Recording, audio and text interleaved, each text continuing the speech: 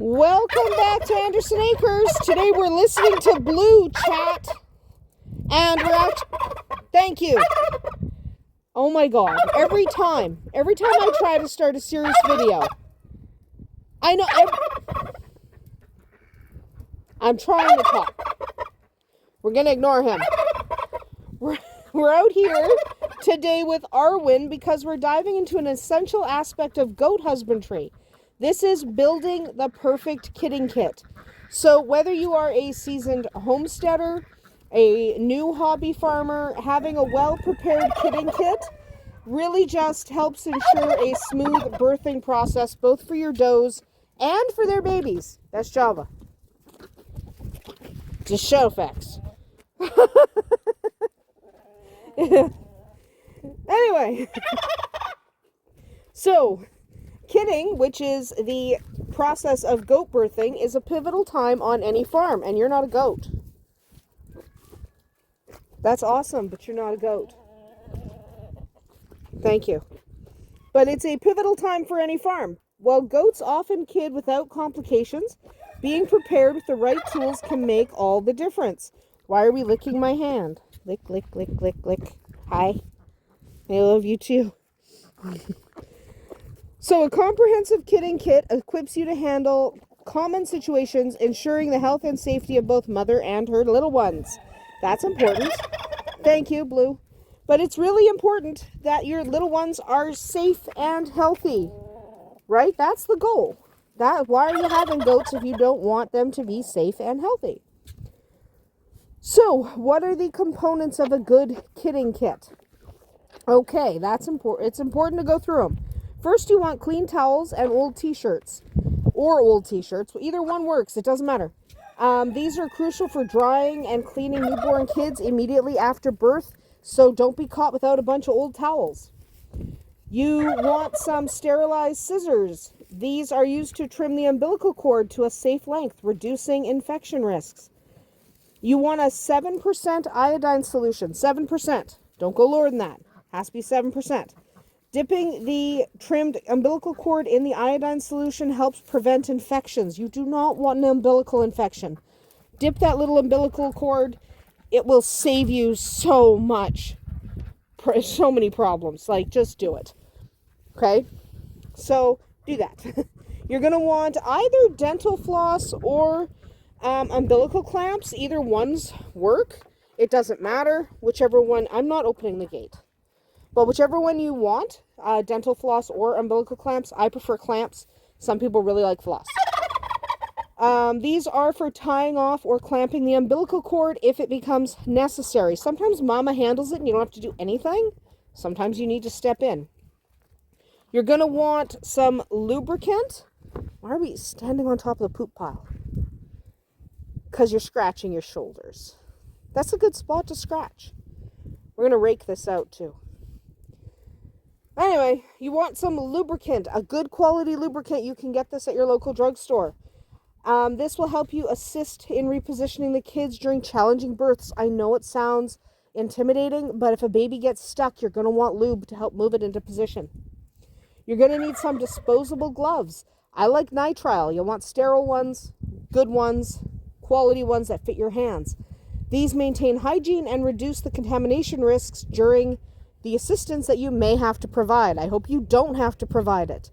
But if you do, you're going to want some good quality sterile gloves. I like nitrile. You are going to want a bulb syringe. These are the same things we use for human babies. These are excellent for clearing mucus from newborn airways, ensuring they breathe properly.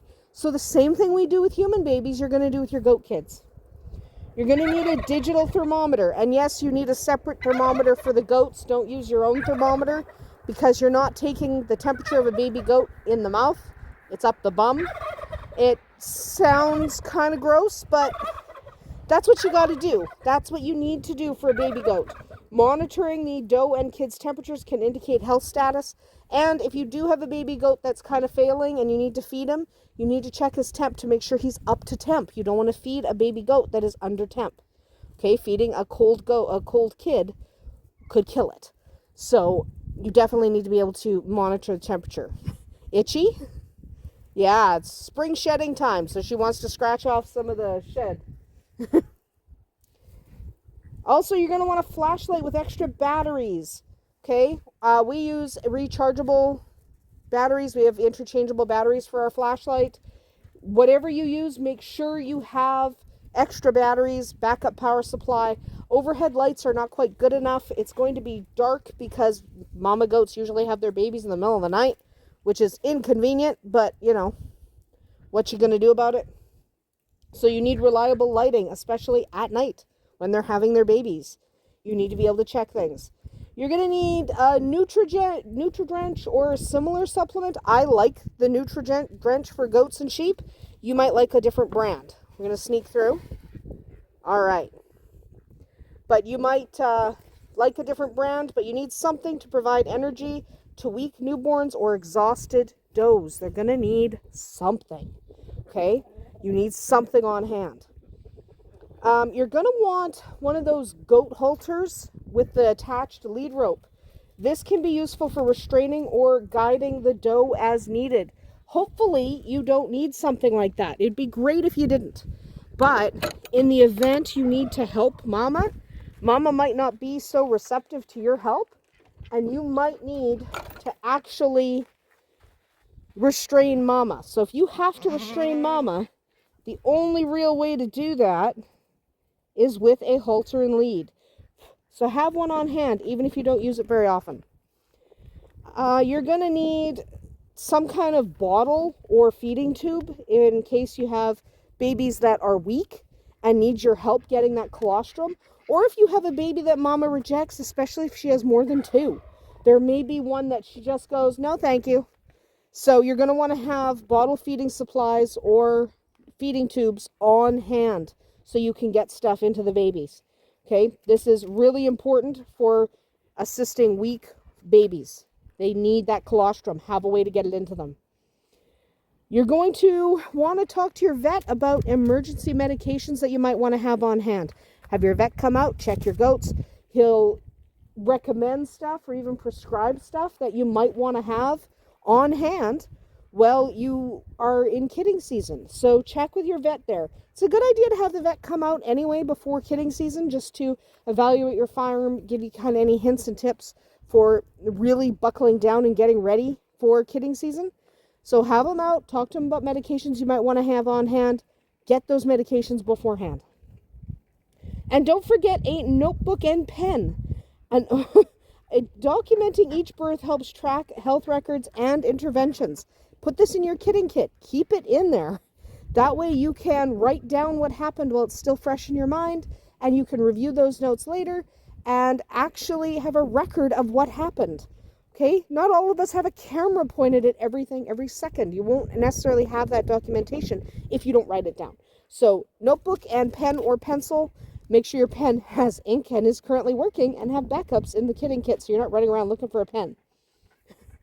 And that's basically how you build a very simple kidding kit.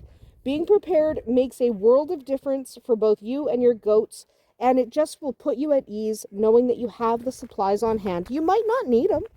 Mama might do an excellent job with no help from you at all. But better to have the kit and not need it than not have it and absolutely need it. That's about it for us here today at Andersen Acres. Let me know what you keep in your kidding kit in the comments below. We'll see you tomorrow.